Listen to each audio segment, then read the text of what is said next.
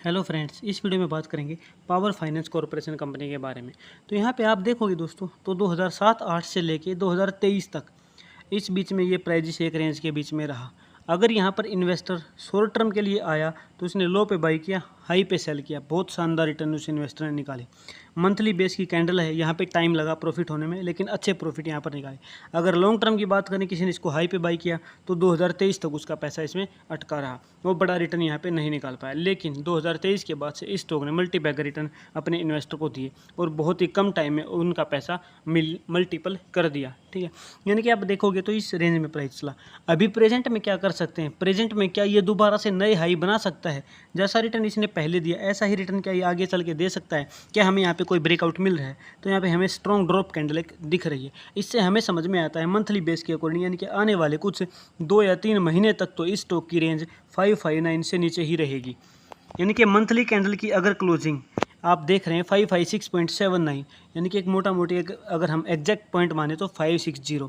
ठीक है, 556 से लेके 560 इस बीच में अगर प्राइस इसके ऊपर क्लोजिंग यहाँ पे बिल्कुल इम्पॉसिबल दिख रही है, क्योंकि स्ट्रॉन्ग ड्रॉप कैंडल है, यानी कि प्राइस अभी नीचे ड्रॉप होगा। उसके बाद अगर आप मंथली कैंडल देखोगे तो यहाँ पे उसके आगे हमें क्या दिख रहा है कि एक सपोर्ट है जो इस पे है 400 के आसपास। ठीक है, तो अगर एग्जैक्ट प्राइस की बात करेंगे तो 398 397 पे हमें सपोर्ट दिख रहा है। यानी कि प्राइस में गिरावट होगी आने वाले कुछ महीनों में, अगर इस पैटर्न को फॉलो करता है और इस सपोर्ट के पास अगर प्राइस दोबारा आता है तो आने वाले टाइम में स्टॉक में गिरावट हो सकती है, जो कि 397 तक रहेगा। और उसके बाद अगर रिवर्स होता है और क्लोजिंग 559 से ऊपर मिलती है तो आने वाले टाइम में हमें दोबारा से अच्छे रिटर्न मिलने की पॉसिबिलिटीज इस स्टॉक में दिख रही है। अभी जैसे कि मैंने आपको बताया कि पहले यहाँ पे शॉर्ट टर्म में अच्छा प्रॉफिट बुक किया जा सकता है, उसके लिए हम इस स्टॉक को वीकली कन्वर्ट कर देंगे। वीकली टाइम फ्रेम में अगर प्राइस मूविंग एवरेज 100 के पास में आता है तो हमें अच्छे रिटर्न मिलने की पॉसिबिलिटीज़ बढ़ जाती है। इसको डेली टाइम फ्रेम में कन्वर्ट करेंगे शॉर्ट टर्म के लिए, आप इसको पिवट इंडिकेटर यूज़ कर सकते हैं। अगर यहाँ पर आप देख पा रहे हैं कि S1 को इसने क्रॉस कर दिया है नीचे की तरफ, और S1 जो सपोर्ट था उसको अब ये रेजिस्टेंस की तरह यूज़ कर रहा है। एक रेजिस्टेंस इसने यूज़ किया, अब दोबारा से अगर ये इसी को रेजिस्ट करता तो फिर से प्राइस में गिरावट बनी रहेगी। और अगर S1 को एज ए सपोर्ट यूज़ करेगा तो फिर हमें टारगेट मिलेंगे पहला 526, दूसरा मिलेगा हमें 582।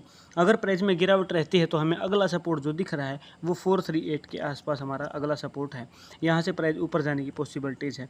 मूविंग एवरेज 100 के पास में प्राइस है, लेकिन अभी मूविंग एवरेज 100 और S1 जो पॉइंट है उसको एज ए रजिस्टेंस ये यूज़ कर रहा है। यानी कि अब इसको अगर ब्रेकआउट देके इसको एज ए सपोर्ट यूज़ करेगा तो फिर अच्छे टारगेट मिलने की पॉसिबिलिटीज़ हमारी बढ़ जाएगी। लेकिन क्लोजिंग 559 के नीचे ही रहने की मैक्सिमम पॉसिबिलिटीज़ हमें दिख रही है। तो मुझे उम्मीद है ये वीडियो आपको पसंद आई है।